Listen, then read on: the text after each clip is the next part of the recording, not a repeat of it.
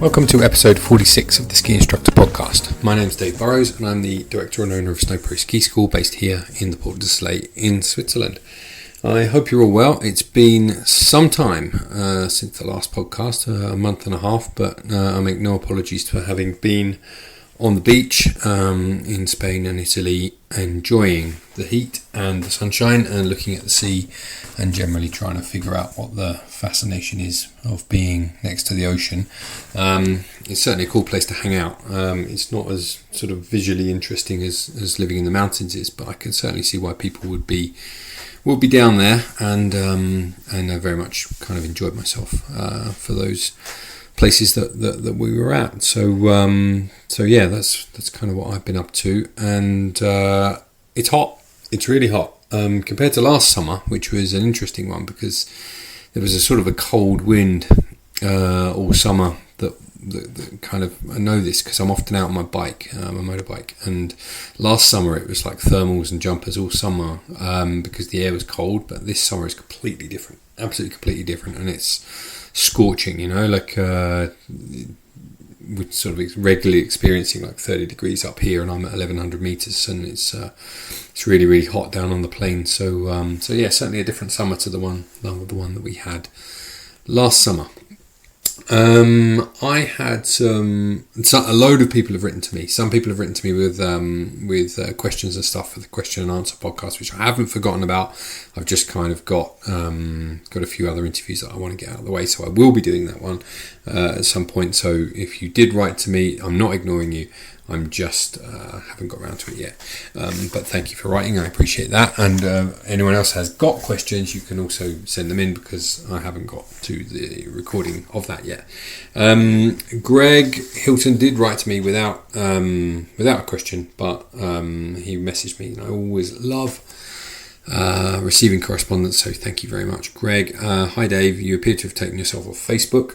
I didn't. I was booted out of Facebook for basically I was hacked. Someone took over my account, and the reason they took over my account was to access my Google Ads thing, and so they then, once they took over my Facebook account, they then accessed my ads account, which was linked to a PayPal, and long story short is that they bought a bunch of ads, and I don't know, that seems to be apparently quite a popular scam. Anyway, all resolved now. So Greg goes on to say, we chatted on Messenger. I hope you don't mind the email. I've just caught up with part 2 of the Helen interview. Very interesting discussion around the dropout rate of young girls. I coached hockey here in the UK, field hockey that is, and we saw the same thing, even with the girls, in inverted commas, sport such as hockey. We could go from 40-ish under 16s to 20-ish over 16s from one season to the next. I think some drop sport to concentrate on GCSEs, which are like exams that you take around 16 years old in the UK, and then don't come back. Others discover socialising, boys, etc. I did coach the same group through under 10s to under 18-year-olds, and there were maybe 5 or 6 who went the whole way through, and they still play adult hockey now. Greg goes on to say, anyhow, loving the podcast still. I did have a cunning plan to retire in my early 50s and do some ski instructing. Got to Basie level 2 and I really enjoyed it, but then Brexit has probably scuppered any chance of part-time work. So plan C might be to work a bit longer and spend more recreational time in the Alps. Regards, Greg. Yeah, that might be the case, Greg, but I think that will change. I think, in terms of working, that is, I'm hoping to hear some news in the autumn with regards to Brits being able to work in Switzerland, but I've heard various things about that, and we'll wait to see if they come true. And you can still, I think, well, there's still certainly places that you can go. It doesn't always have to be France or Switzerland that you can take your level 2 qualification to. I really, really appreciate you writing to me, Greg. Thank you for that. It's definitely a thing that I also see in football as well. So yeah, it's interesting to have that backed up from a field hockey perspective. Podcast this week is part 2 of the interview with Harry McFadden. Harry is, as you would have got from part 1, hugely qualified in multiple systems around the world. And in episode 46, you'll be happy to know, listener, that I finally put to bed all of my questions about the Japanese Technical Championships, and I will never bother you about them again. After that, we go on to talk about China, Italy, and the Kiwi New Zealand season coming up, and I think we end on a technical chat about that sort of age-old question as to where the turn starts, and get into some detail as to what the sequence is, as Harry understands it, as to how he gets the turn going. So enjoy this. I'm sorry for the streaming noise. The streaming noise when I recorded this is the sound of the summer over here. The sound of the autumn is the leaf blower, but the sound of the summer is the strimmer, and there is a bit of strimmer noise in the background for this one. So sorry about that. The current noise that you hear outside, if you can hear it, is the helicopter. They're moving some stuff around, so that's one of the other delights of the valley. So enjoy part 2 of this podcast, and Harry and I started off talking about the Japanese Technical Championships.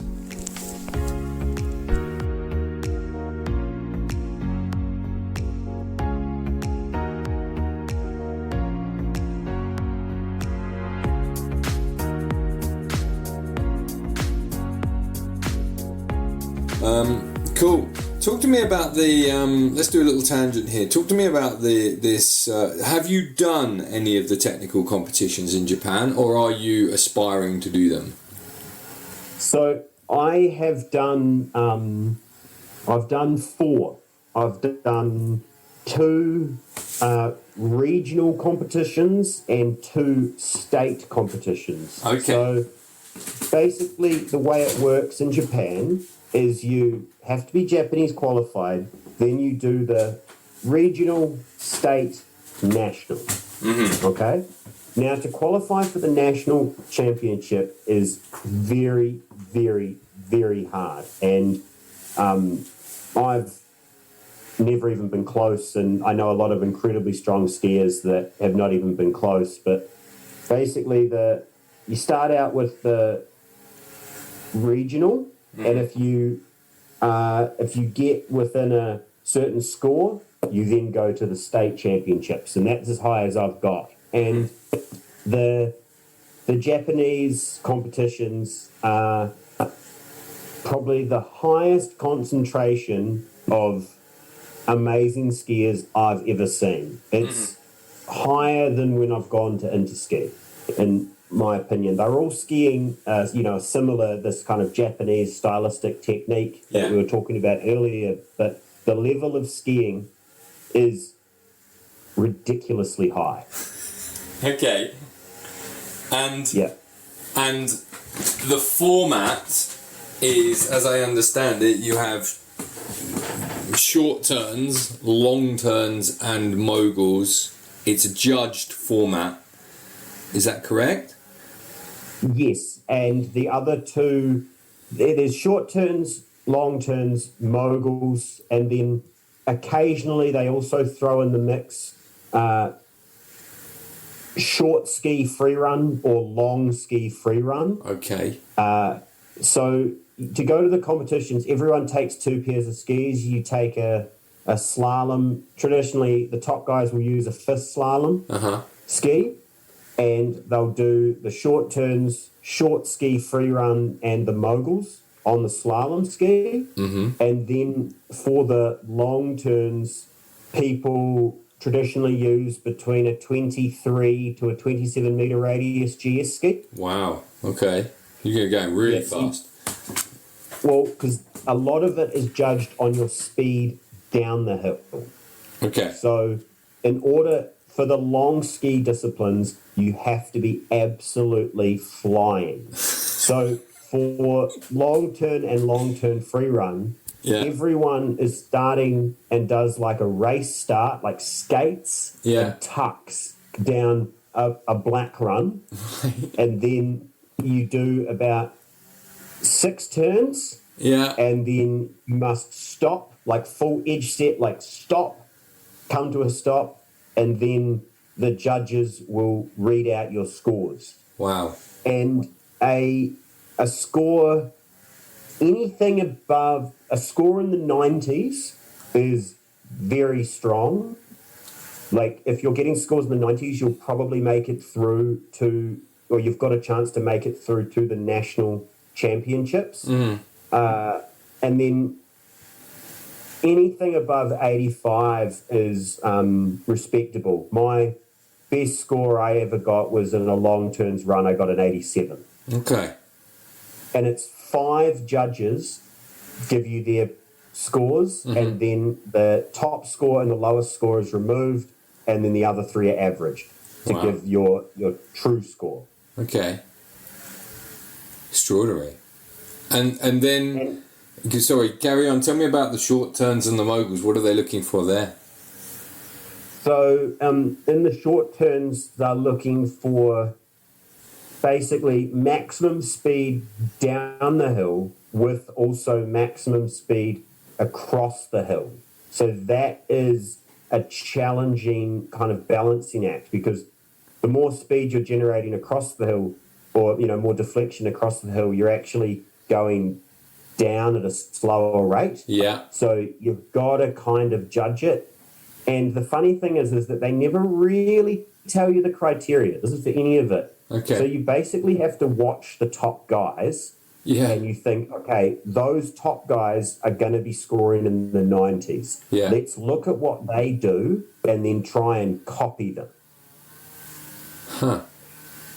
It's not like a clear exam format. Like, it's a bit of a mystery, and I think their intention is to try and keep it a mystery. Like, I've asked top Japanese demonstrators what the criteria is, and some of them, they all say, like, I think we're trying to do this. I think the judges want this year.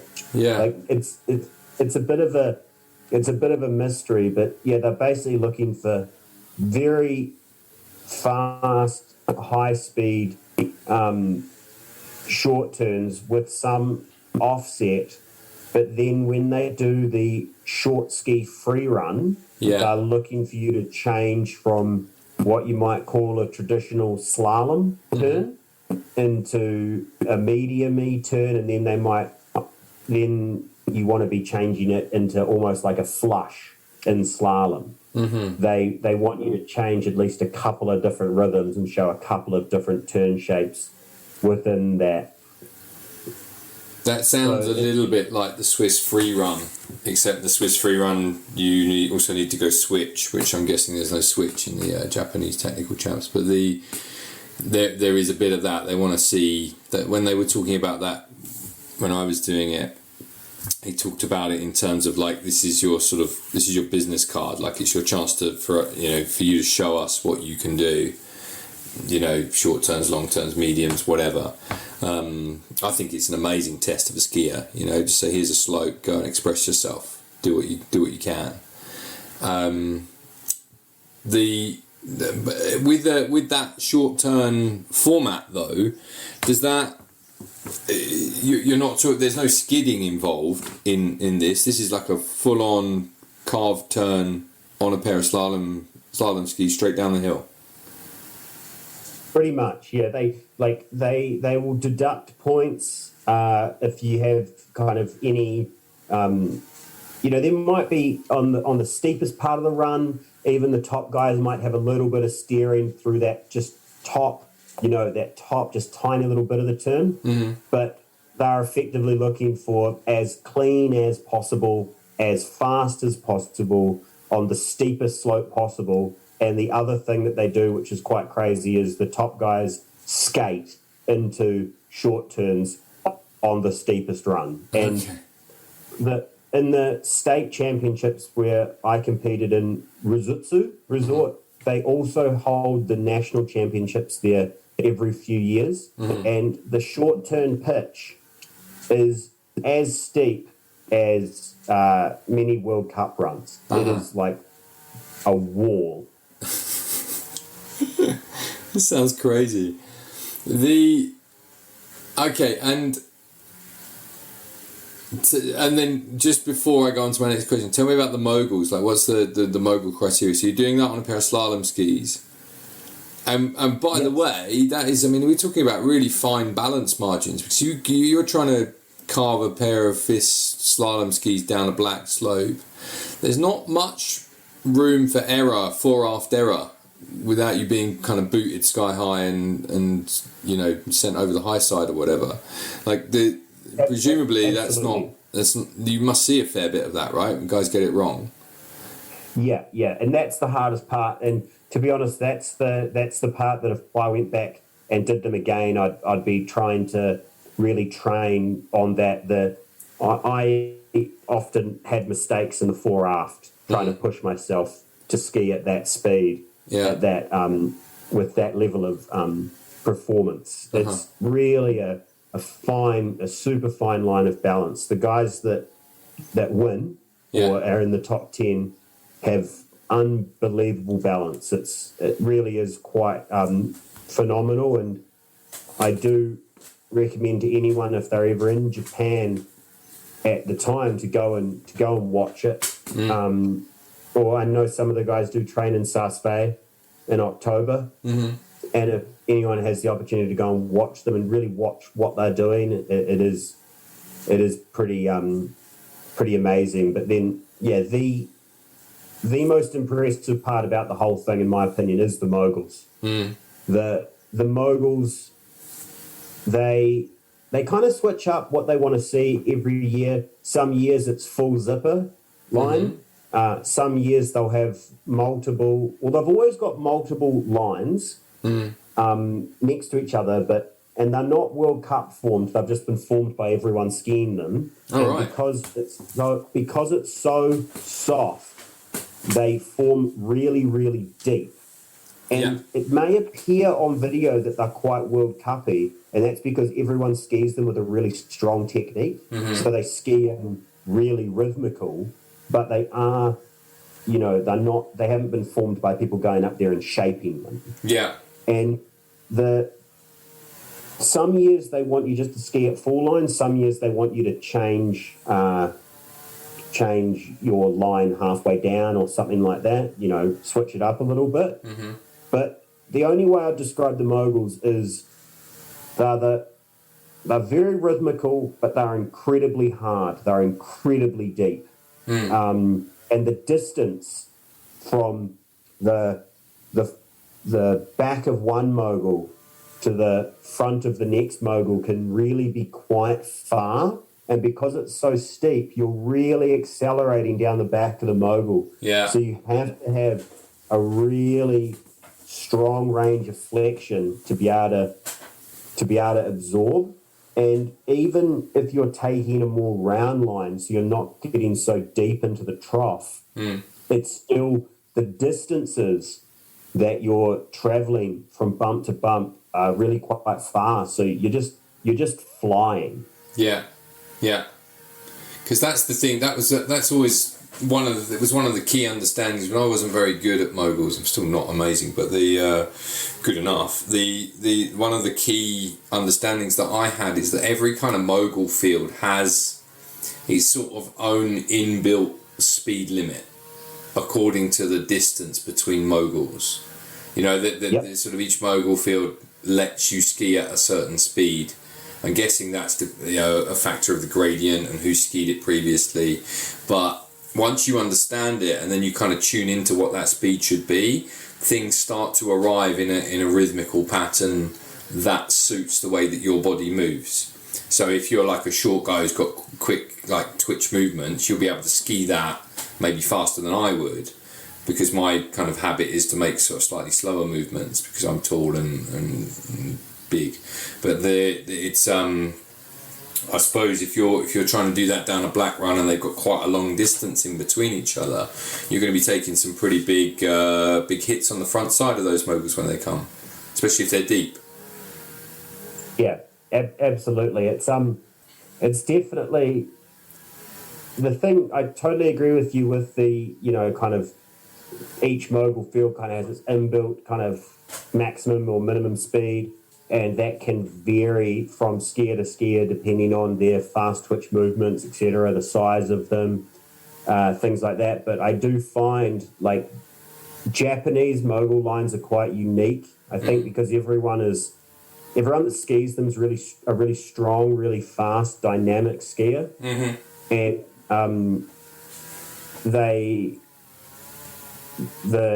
the lines are, the maximum speed of the line is very high. Yeah. Like, I think if you went up to like the top of the M25 bumps in Verbier and tried to ski them at Japanese speed, you might be able to for a couple, but you can't because the rhythm and the distance is different. Yeah. Well, this is the thing I was about to say. Like, so that I've stood at the top of those often, you know, those bumps that you speak of there, and you look at them and you kind of, this is not to be disrespectful of our clients, but you also, presumably, you're not just getting ski instructors ski down there, you're getting kind of tourists and stuff, and it's the same here on the Swiss wall, which is kind of a bit of a tourist attraction. And so you might get 2 or 3 kind of well-formed bumps in a line, and then all of a sudden you'll get like a big traverse line in there where people have kind of chickened out of it. And so then there'll be a whole set of extra bumps after that kind of don't really make sense, if you see what I mean. They don't arrive where you think they should be arriving. And normally when you get down to the second half of the Swiss wall, you then kind of start to see there are lines to be skied. But it's, you know, a lot of those, I suppose, when you go to somewhere where kind of the pros go, if you like, then the bumps become a lot more manageable because they arrive in what appears to be the rhythmical kind of right place, right time. And that's kind of really how I made some quite big, I remember back to this, like how I made some big advances in my mogul skiing was that I found a couple of like zipper lines, organised zipper lines in Saas-Fee, and I found another couple in Zermatt that were like, you could see places to take away speed because the bumps were so organised. You're like, there's the one, I can just kind of put a big check in on the face of that one, take away this kind of speed that I built up and then get back into my rhythm again. And like little opportunities to get it all back under control. And that, they were quite interesting. But when you go into kind of wild mogul fields where the tourists ski, sometimes the bumps don't always make sense. Does that make sense to you? Absolutely. I think that, like, yeah, when I think back to, you know, like, yeah, I've skied the Swiss wall and the bumps in Verbier and things like that, and there's definitely, they're challenging because, yeah, of the amount of people that ski down them that might have a, you know, not a very ideal turn shape or, you know, skill level. I think Japanese moguls have their own challenges because they are so fast, they are so direct, they are so deep, and to ski them with rhythm, you've got to go so fast. So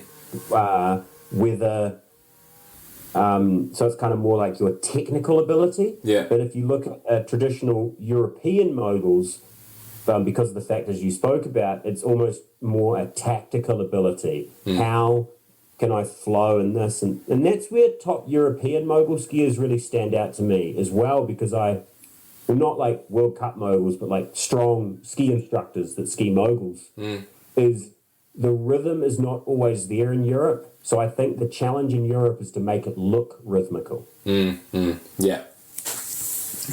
And I guess there's a bit more playfulness to it as well. I think one of the best demonstrations I ever saw of that was on a Fortec exam in Val d'Isère. I had a chance to ski with Giles Lewis, who we've interviewed previously on this podcast, and he's just a magician in the bumps, but magician because he was able just to kind of go where he wanted, you know, and just play with the bumps, essentially go from one place to another, do different types of turns, that kind of stuff. And he's much more versatile than just kind of slamming down a zip, you know.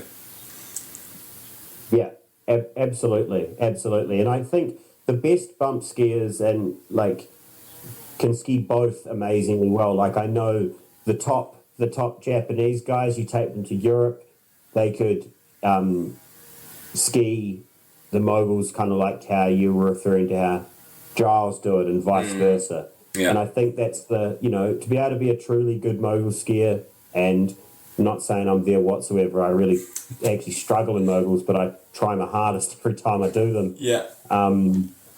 It's that balance of technical ability and tactical kind of understanding to, I suppose, read the situation, almost like what we were talking about earlier. Yeah. Okay. Oh, cool. Well, are you planning to do any more technical champs, or are you put that on the shelf for now? That's on the shelf because I'm not doing seasons in Japan anymore. Mm-hmm. I'd like to go back to Japan and ski again, but I don't think I'll do any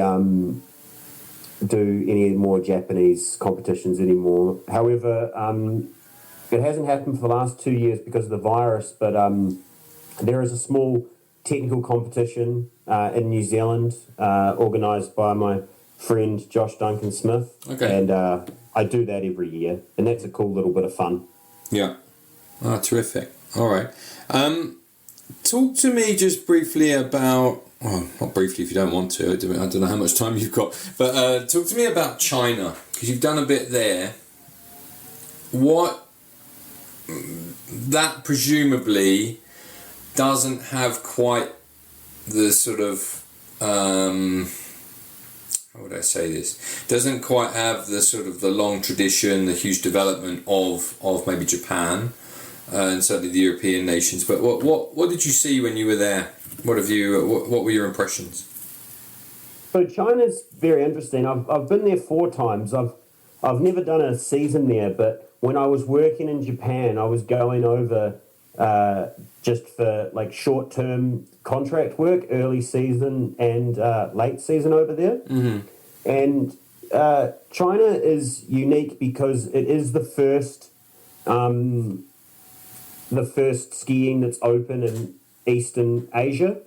It's kind of like almost in Europe in October, a lot of people from all around Europe will go to the glaciers. Mm-hmm. A lot of top Japanese and Korean skiers and race teams will also go train in China. Okay. Because it's very cold and has very good snowmaking. So China's absolutely freezing over there. It's like -30 every day. That's But they blow snow a lot, and they have really clean, consistent pistes that are really fun to ski. And China has a young but very enthusiastic ski culture. And I don't mean young by like young people. Obviously, there's young people in it, but it hasn't been around for that long. To my knowledge, there's always been a little bit of skiing in China, but it's really been developed in the last 10 years. Yeah. And so many people are interested in it. So many people want to become instructors. So I've been over there, and it's almost like a little mini interski early season. I've been there, and I was there doing a level 1 for the NZSIA, and we also had the CSIA there and BASI. I've also been there other times when the PSIA and IASI were there as well. And the Austrians, I've seen the Austrians there. I've seen the Swiss there. Mm-hmm. I've seen the ESF there. Like, they are obsessed with it in China. They love it. And there are so many people that do different associations. Like, I met someone that had 4 level 1s. Right. And they were like, I was just interested. So I did BASI, New Zealand, Canadian, and American. Huh. That's amazing. And presumably all those associations are there because they're trying to get a piece of that market, right? Well, yeah, and they're trying to get a piece of the market, but part of me just thinks about it as they're there to meet demand.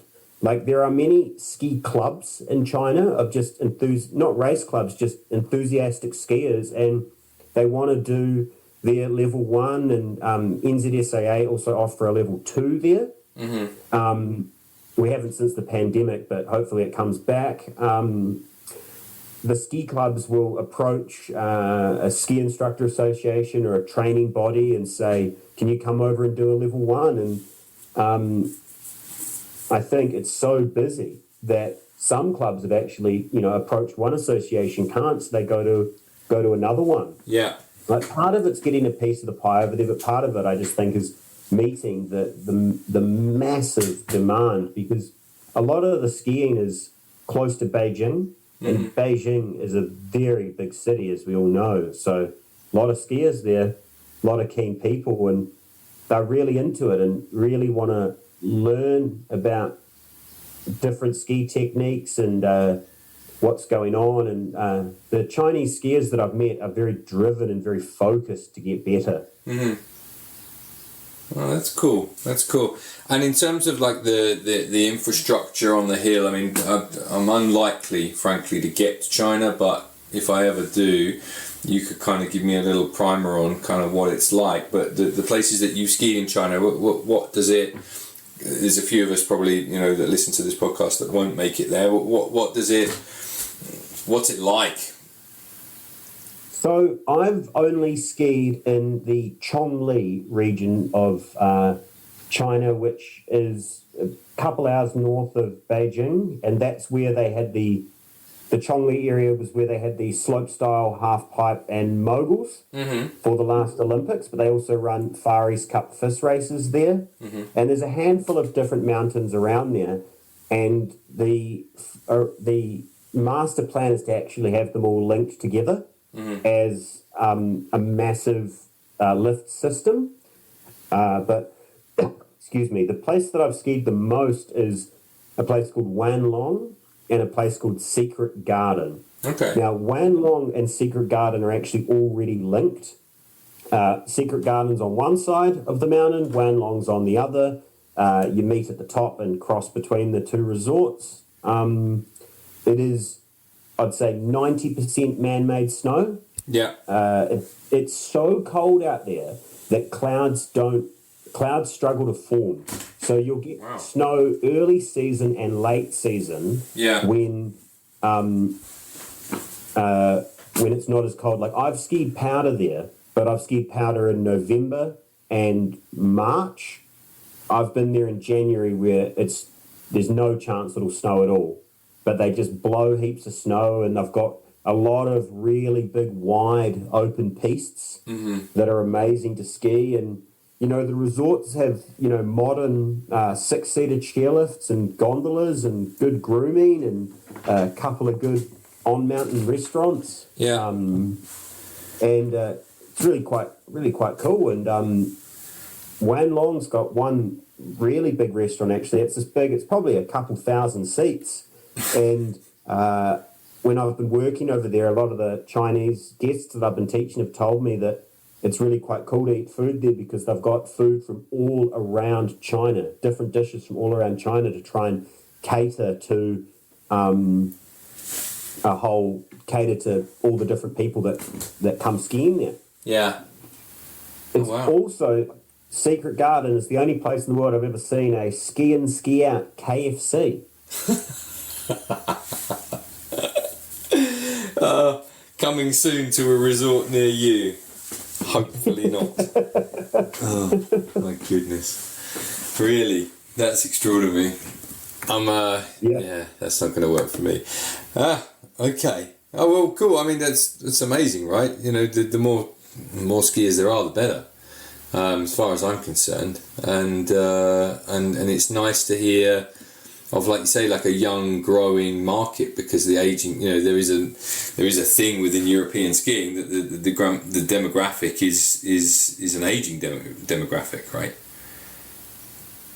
Absolutely. And one thing I do think the pandemic obviously slowed this down, but as more and more and more Chinese people become interested in skiing, first of all, domestically in China, they're going to start traveling around the world and skiing, like, first of all, in Japan, because it's close. You see a lot of Chinese skiing in Japan, because the resorts are definitely more well-established there with better restaurants and things like that. But I think we're going to see Chinese skiers travel more around the world. Like, I know for the last few years, there's the Swiss Ski School have had an exchange with a ski resort in China to get instructors over. I know of one Chinese instructor that works for the ski school in Saas-Fee. Yeah, there's a couple. There was a couple in Villar as well. They were trying to do that same thing. Nice. See those guys around as well. Yeah, it's cool. It's cool because, like I say, it's not the easiest thing in the world. But if you can come to a ski resort and there's someone there that speaks Chinese, I mean, that's, you know, it is extraordinary, isn't it? That's like, it's a cool thing. Absolutely. And down here in New Zealand as well, the ski resorts hire Chinese Chinese Mandarin speaking instructors to service that market as well, because we're getting more Chinese guests coming down to New Zealand as well, which is really cool. They're really keen, and also we're getting a lot of Chinese instructors coming down because they might sit their level 1 or level 2 in China with the NZSIA, but then we don't host a level 3 in China because there's not really enough off-piste to be able to really market. So we're getting more Chinese instructors coming down to New Zealand to actually try and sit their level 3. And the NZSIA now has 2 level 3 members from China that came down and did that, which is really cool. Oh, that is cool. That is really, really cool. Fantastic. All right. So from a young burgeoning market to older, more established market, you spent the last winter in Italy. How did you find that? Apart from the coffee being good and everyone having a lovely time and the beautiful Italian ski instructor style, that sort of kind of poppy up and down thing, which I just love. How did you find that? How was it? Because you were in Sestria, was that right? Yes, Sestria. Yeah, it was really interesting actually to go and do a season there. That's where my wife's from, so we decided to go there. And I'd been there before, but I hadn't spent a whole season there. And it was really cool. I got to ski with some incredibly good instructors. One thing I'd say about Italy is the level of the ski instructor in terms of their piste performance is probably the highest I've ever seen. The way they train their arco medio, their medium kind of carved turn, and the way they stress it through their association really stays with the instructors. And I don't think I've ever seen such amazing carved turns by that many different instructors on the mountain. Yeah. Everyone loves it. It's a very traditional kind of race kind of pedigree area, and it was interesting to be a part of it. Unfortunately, we didn't have the best snow there this year, but even with not that much snow, the groomers, the Piste Basher people did a really good job and were able to keep a really good surface for a lot of the season. And another cool thing was on the Sestria Stad, you see a lot of World Cup skiers training there because it's quite similar to Courchevel.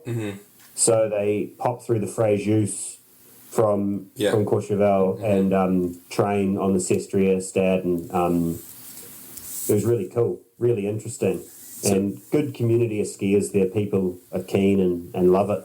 It's a pleasure to watch World Cup skiers train, isn't it? My God, the skis make a different sound on the snow. That's my thing. That's why I love to go to Saas-Fee in the autumn, or it's late summer, autumn. Every now and then you get to see some absolute extraordinary skiing, and it's just different work. It's different level completely. Yeah, I know exactly what you mean, and I'd never thought about the sound, but you are right. It's just obviously the way they arc the ski in the snow. Yeah, and just the accuracy of the way they do it. I think it is that. John Arson, when I spoke to him, was talking about this sort of functional minimalism. It's really into that.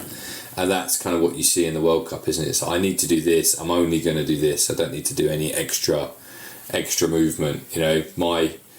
My hip drags on the snow as a consequence of what I'm doing rather than doing it for stylistic reasons, that kind of thing. Yeah, nice. Yeah, John's coming down to New Zealand this winter, so I'm going to have a conversation with him about that. Oh, good. Yeah, no, have a chat with him about that because I had a lovely, lovely time talking to John. He was really brilliant. Just love him. But the grooming, the good grooming, I think is a feature of Italy in general. Because every time I go to Italy, the pistes are immaculate, absolutely immaculate. Like it's better than Swiss ones, that's for sure. Absolutely, I do agree there. Have you ever been to Cortina? No, I haven't. The only place I've really skied in Italy is in Cervinia and Valtonecce, and that is like all of that area. Just the minute you cross over to the Italian side, it's just like, wow, this is just like carving heaven, you know. But I haven't been to Cortina. No, that's on the list.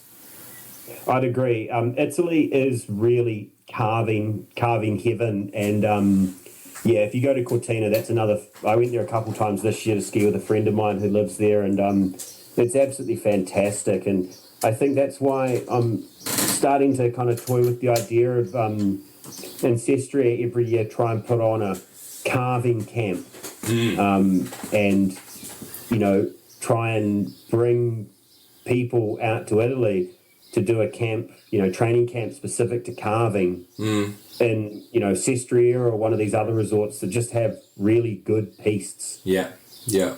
That's why it was always one of my early season trips, and it's been kind of blocked for the last year or two for me. But every time my birthday, like early December, I try to go to Cervinia and just spend the day. Because you can really do.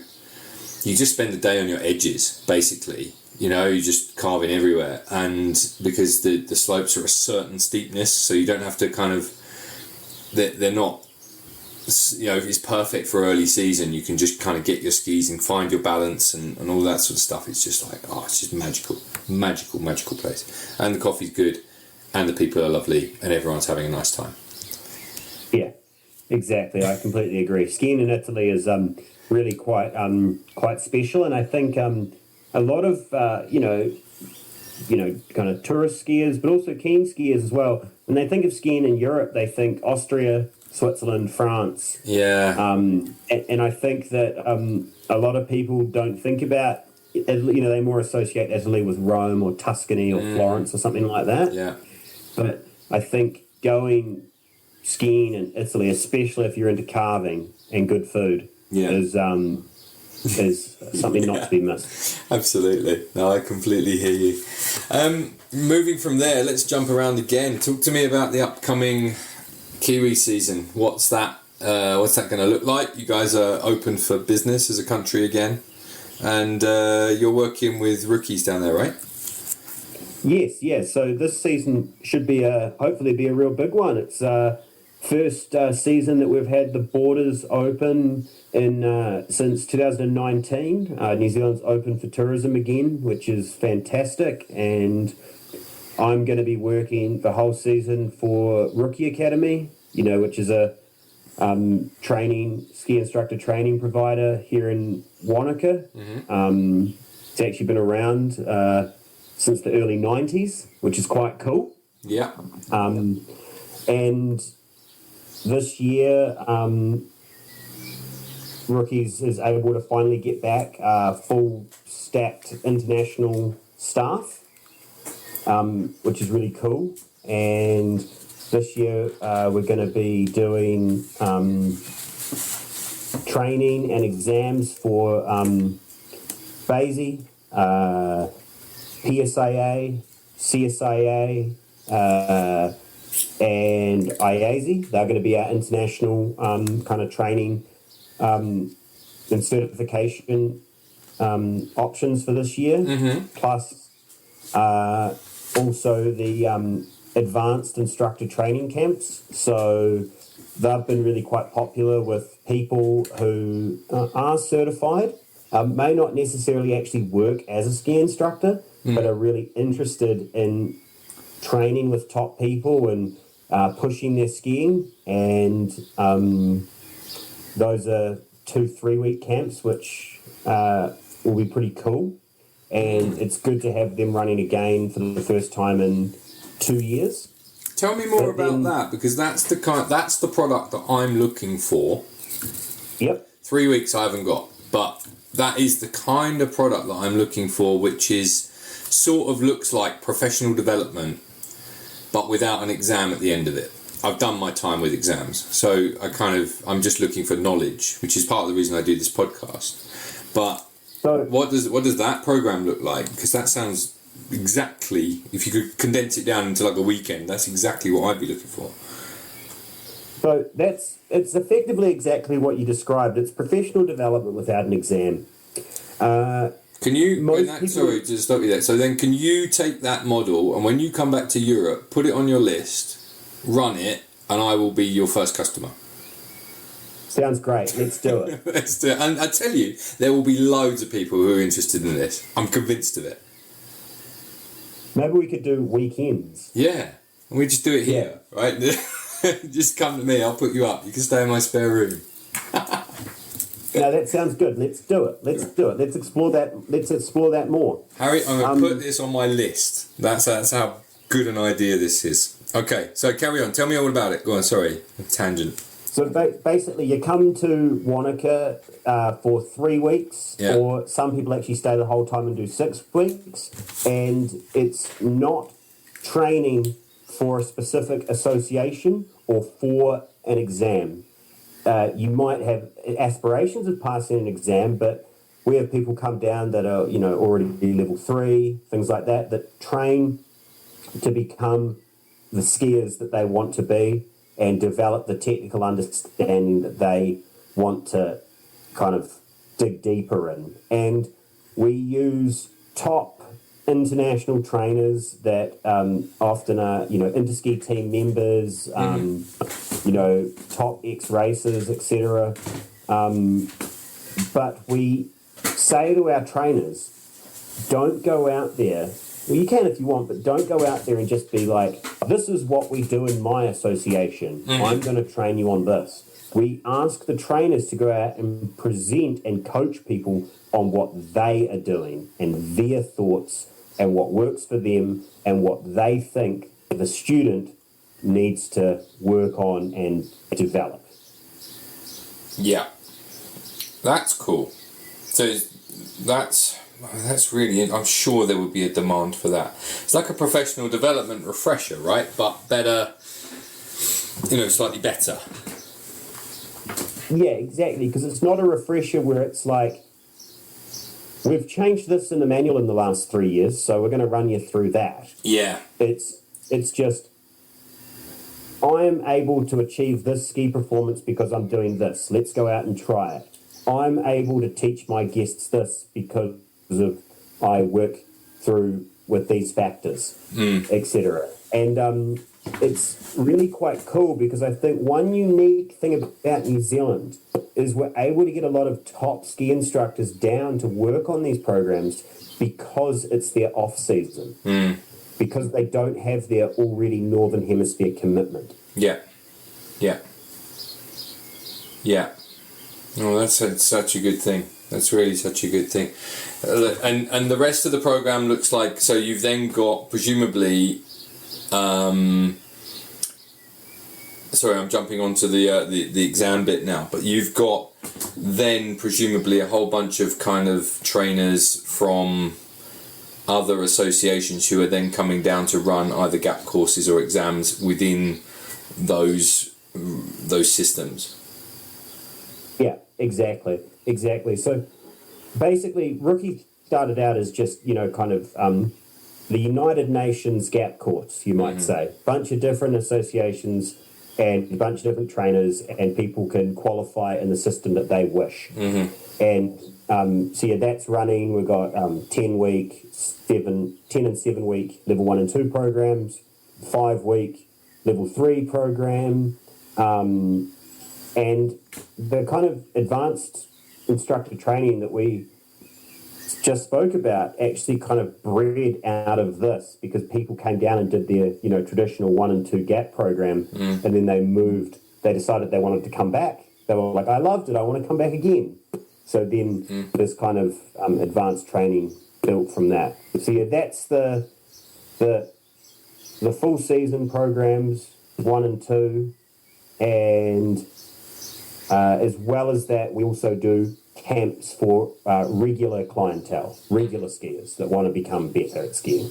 Okay, that sounds cool. That's it. And so you then spend pretty much the entire New Zealand winter skiing. Actually, you must be skiing at some pretty reasonable level then. You're not skiing with like regular guests, right? You're skiing with relatively high level ski instructors.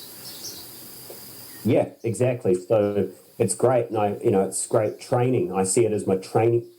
All of us staff that work at Rookie Academy, we see it as our training season. We work with cool people like the trainers, but also the guests that come down. But it's our ability to train, because also the trainers all take Wednesdays off and we go up and we train together. Oh wow, okay. So you're skiing 7 days a week? No, we're skiing 6. Okay. 4 days a week.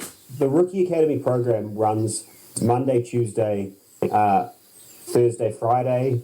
Trainers training on Wednesday, and then we might ski on Sunday. The reason why even our GAP program is only 4 days a week is because we believe that we want our trainees to ski 5 days a week, but we want them to go out and do a day by themselves. Yeah. So they develop a deeper understanding and ownership of their learning, and they can go out on a Wednesday, have a ski for themselves. I think it's really quite cool because they see all the trainers skiing on Wednesday as well. So they're like, oh, if the trainers are out, I should be out too. Yeah. They can go out and work on things in their own little groups. We encourage them to all go up together and ski.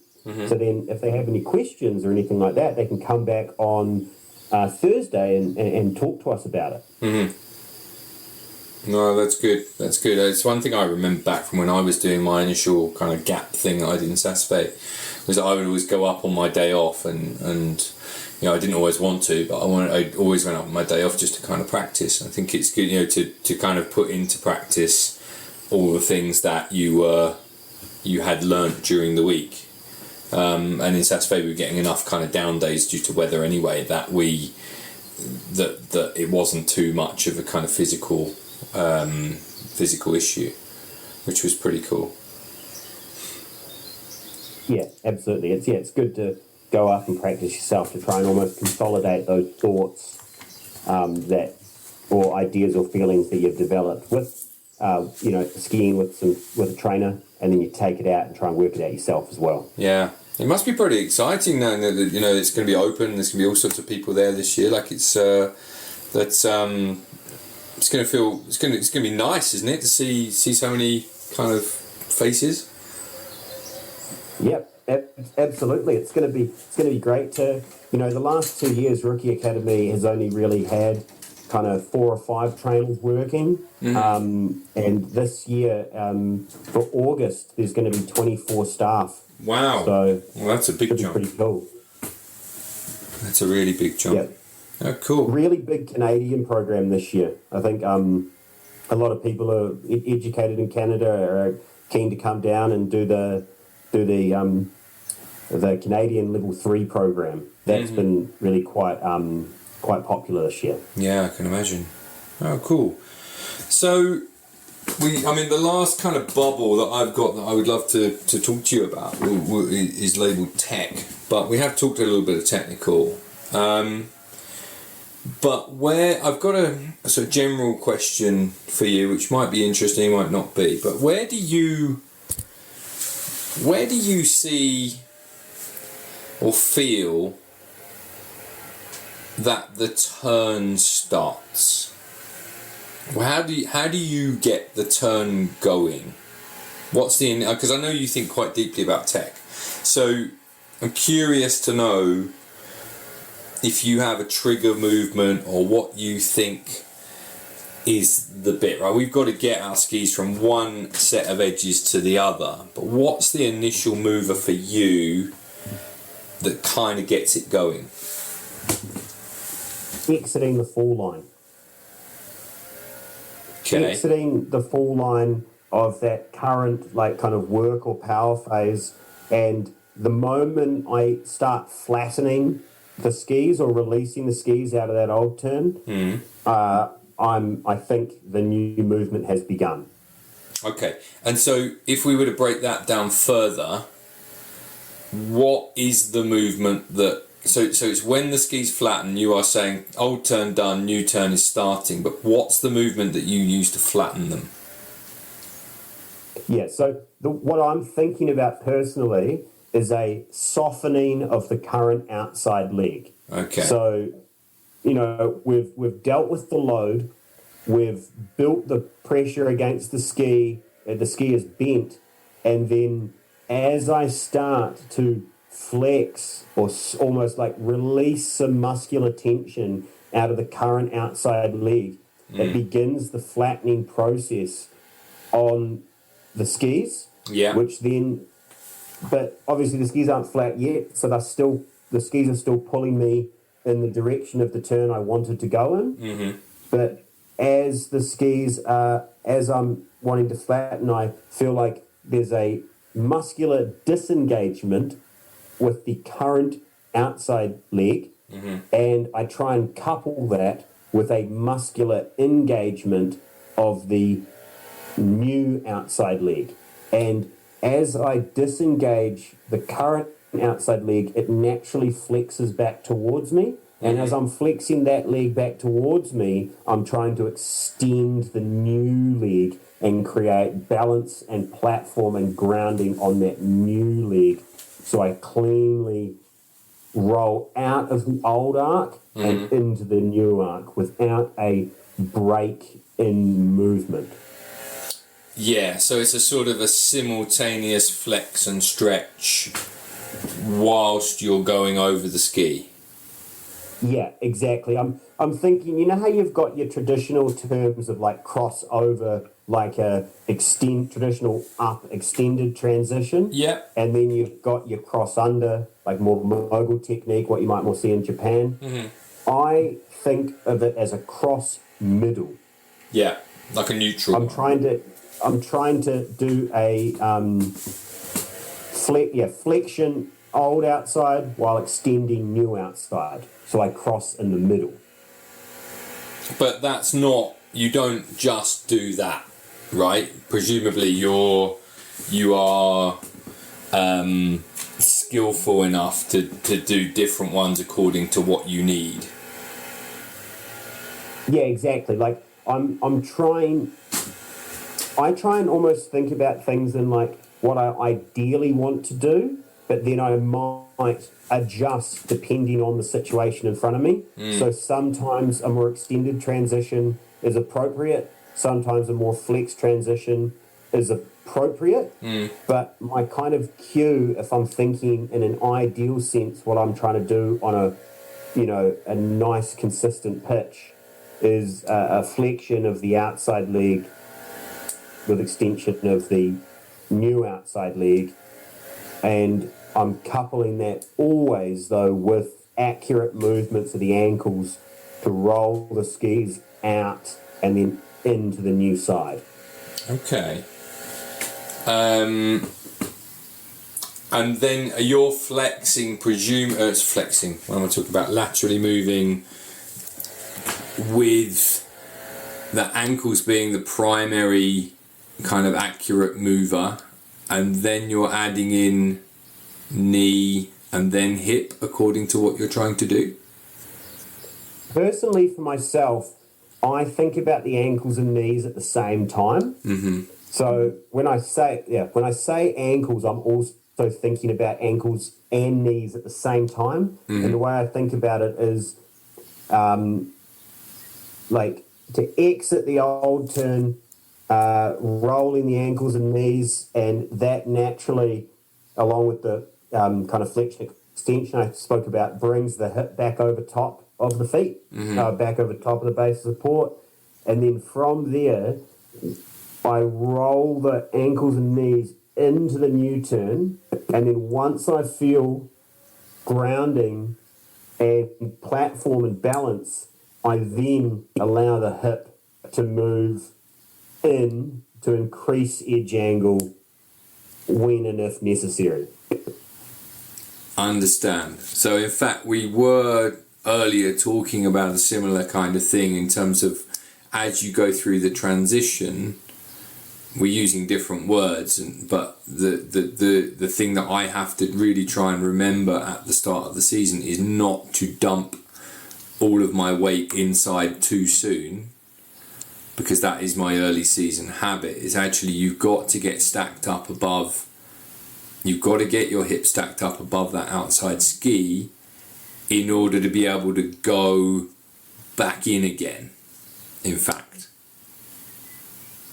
Absolutely. And that's actually where I quite like the way that Basie described the turn phases with, build, you got to build it, then you work it, then you release it. Yeah.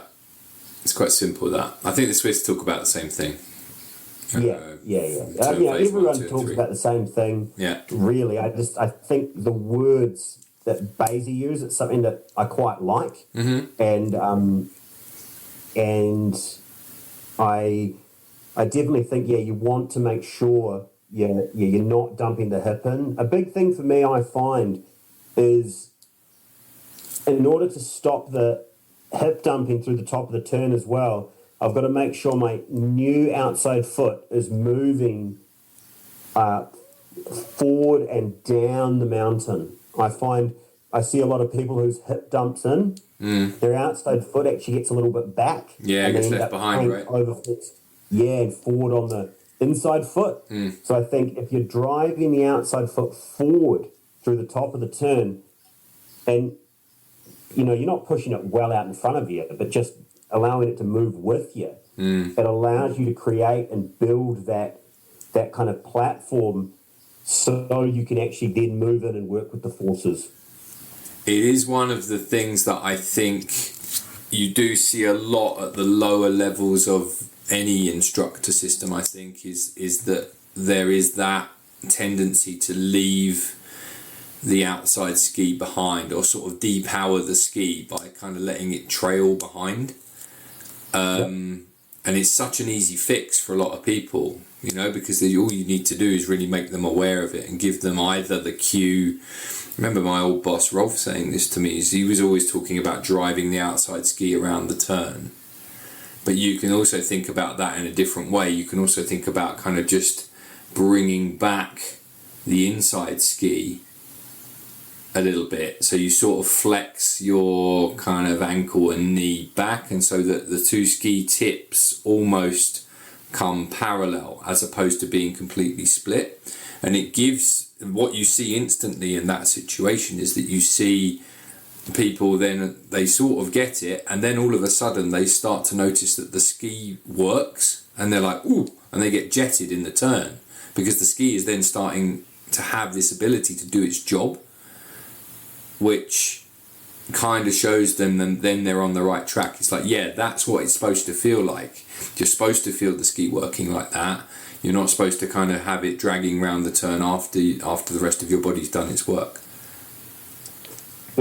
Absolutely. And I think, I've found that I've had success with training people. Some people resonate with outside foot forward. Yeah. Some people resonate with inside foot back. That's right. Some people, it's a little bit of a mix in between the two. But I totally see what you mean, and I've seen it a lot with people that drag the outside foot behind. I think part of it is because when they see really strong skiers, they see a lot of angle, they see the hip quite far inside the path that the feet are taking, and the easiest way to get your hip in is to let your outside foot fall back and just push your hip and split, right? Yeah.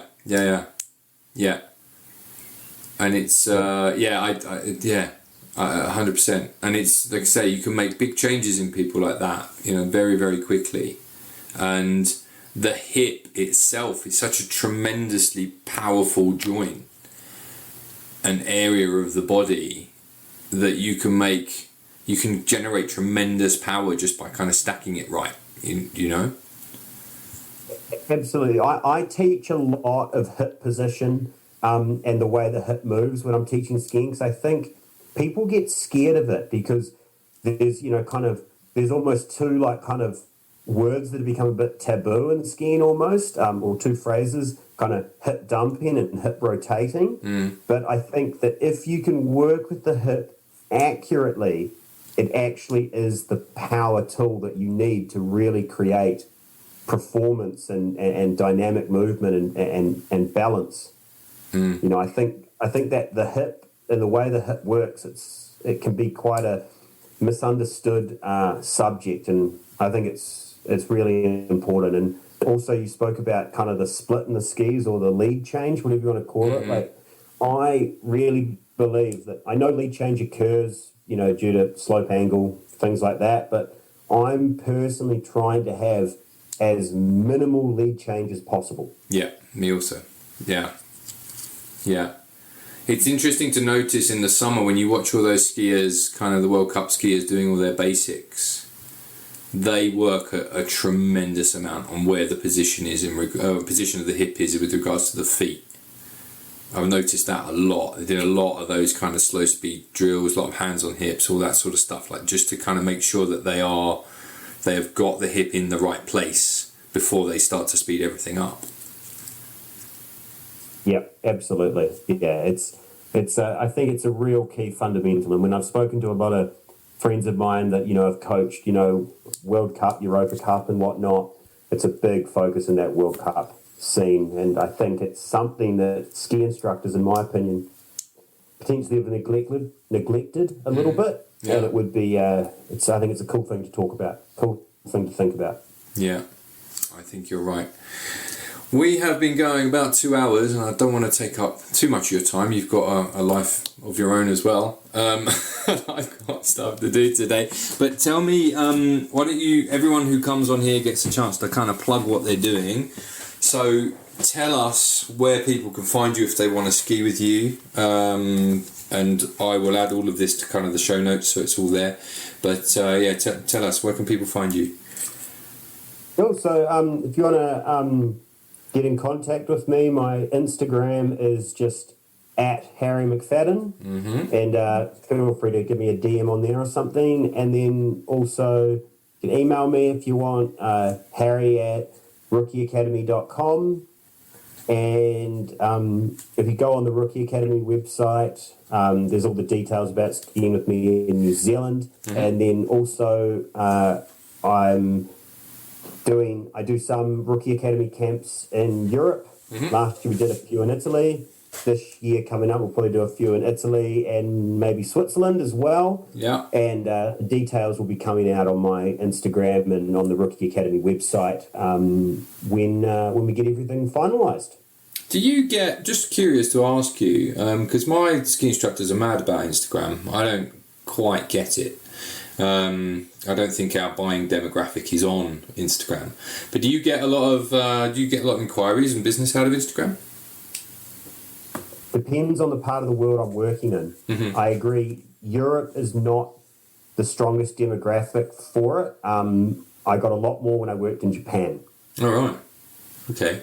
Yeah, a lot more when I worked in Japan. Customers will search for ski instructors in Niseko and places like that. I get, the odd ski instructor that does our, advanced training camps in New Zealand, might have been following me on Instagram or whatnot, but not a particularly large amount. However, I don't have a particularly strong following. Some of my friends who are ski instructors that have, 5,000-6,000 followers, I know they generate a relative amount on there. Okay. But yeah, not heaps. Interesting. Very interesting, because there's a whole kind of, one of my roles within the ski school is marketing and in conjunction with my marketing guy, and kind of we talk about this often, but it's a question of where your client demographic lives. And I suppose if you're selling ski instructor training and high level kind of tuition, maybe people who are buying that kind of thing are more likely to be on Instagram. But for what we sell, it's not so much. They're not there. They're not in that. I think the next generation of parents probably are on Instagram, but the current generation who make the buying decisions for us tend to be on Facebook. I think Facebook, Google Ads, all that kind of stuff. Absolutely, I think there's definitely more business comes out of Facebook, Google Ads, and things like that. But I do think Instagram is something that, even if you don't do it much, it's good to have a profile. And even if you update it just a couple of times a season, just so you've got a foot in the door. Yeah, well, absolutely. I think that's on our summer list of things to do, for sure. Cool. All right. Well, look, I really, really, really appreciate you taking time out, and I've loved this chat. Absolutely amazing. I've learned so much. Thank you. Hey, no worries at all. It was great to have a chat, and I'll probably be in I'll definitely be in Switzerland. I'm probably going to be in Switzerland for most of this winter coming up, and I'll be there for the Christmas holidays. Let's go skiing maybe in January in the quiet time. That would be absolutely marvellous. Thank you. Thank you so much. No worries. I'll come to you. I've only skied in the Port du Soleil once about 8 years ago. Okay. So I'll come to where you are and show me around. Yeah, all right. I don't want to oversell it. It's not what you're used to. Okay, cool. Thank you.